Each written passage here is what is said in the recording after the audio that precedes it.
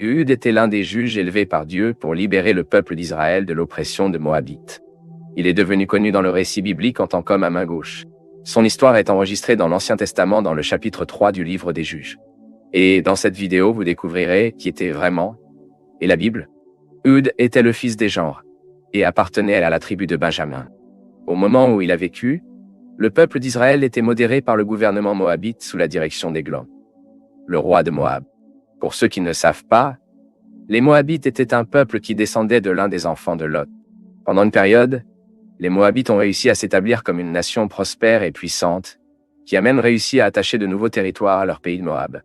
Ils associaient souvent à leurs frères ammonites et ont parfois formé des coalitions pour causer des problèmes aux enfants d'Israël. Le domaine de Églon était le résultat de la désobéissance d'Israël. Après la mort d'Othniel, le premier juge Dieu a élevé pour libérer son peuple après la direction des anciens qui ont survécu à Josué. La Bible dit que les Israélites ont fait ce qui était mal devant le Seigneur, même après avoir apprécié 40 ans de paix. Puis Dieu lui-même a donné le pouvoir à ce roi païen qu'il peut être un instrument de jugement pour les enfants d'Israël. À ce sujet, dit le texte biblique, les enfants d'Israël ont de nouveau fait ce qui était mal aux yeux du Seigneur. Puis le Seigneur a renforcé Églon, roi des Moabites, contre Israël, parce qu'ils ont fait ce qui était mal aux yeux du Seigneur. Et il rassembla avec lui les fils d'Ammon et des Amalkitas, et est parti, et a blessé Israël, et a pris la ville de Palméras. L'oppression des Moabites au-dessus des Israélites a duré 18 ans, jusqu'à ce que le Seigneur ait levé Ehud en tant que libérateur en réponse aux cris du peuple. Voyez ce que dit la Bible. Et les enfants d'Israël ont servi Églon, roi des Moabites, 18 ans. Puis les enfants d'Israël ont pleuré au Seigneur, et le Seigneur a élevé un libérateur, Ehud, le fils de Gera, fils de Gémo, un homme gauche. Et les enfants d'Israël ont envoyé un cadeau à Églon, roi des Moabites. La désignation de gauche dans ce texte traduit un idiome de l'hébreu qui signifie littéralement restreint dans sa main droite, bien que ce ne soit pas une expression hébraïque habituelle pour signifier un empan à gauche. Et l'écrivain biblique enregistre que Ehud a mis en pratique un plan ingénieux pour attaquer le roi moabita. Il a fait un poignard à deux bords de la taille d'une cubite courte, soit environ 30 cm. Et puis, il a mis ce poignard sous ses vêtements sur le côté droit. Puis Élohim est allé à Églon pour lui donner les impôts des enfants d'Israël.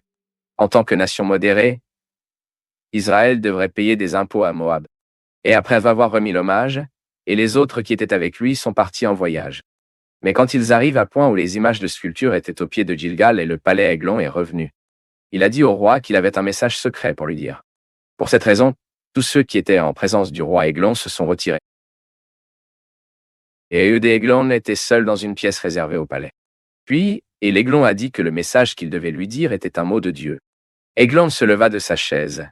Et c'est à ce moment-là qu'Ehud brandissait rapidement la petite épée avec sa main gauche.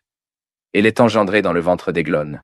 Et puisqu'Églon était un homme très gros, le poignard a été creusé dans son ventre, de sorte que la graisse lui a caché.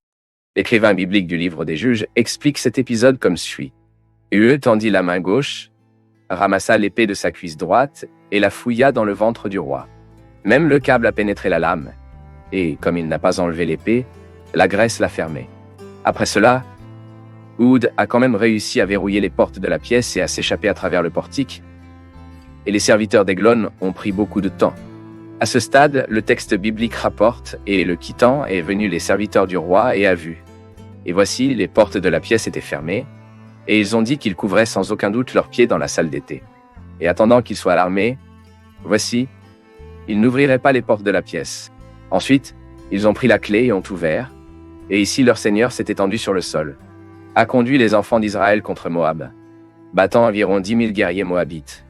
Donc aucun homme ne s'est échappé.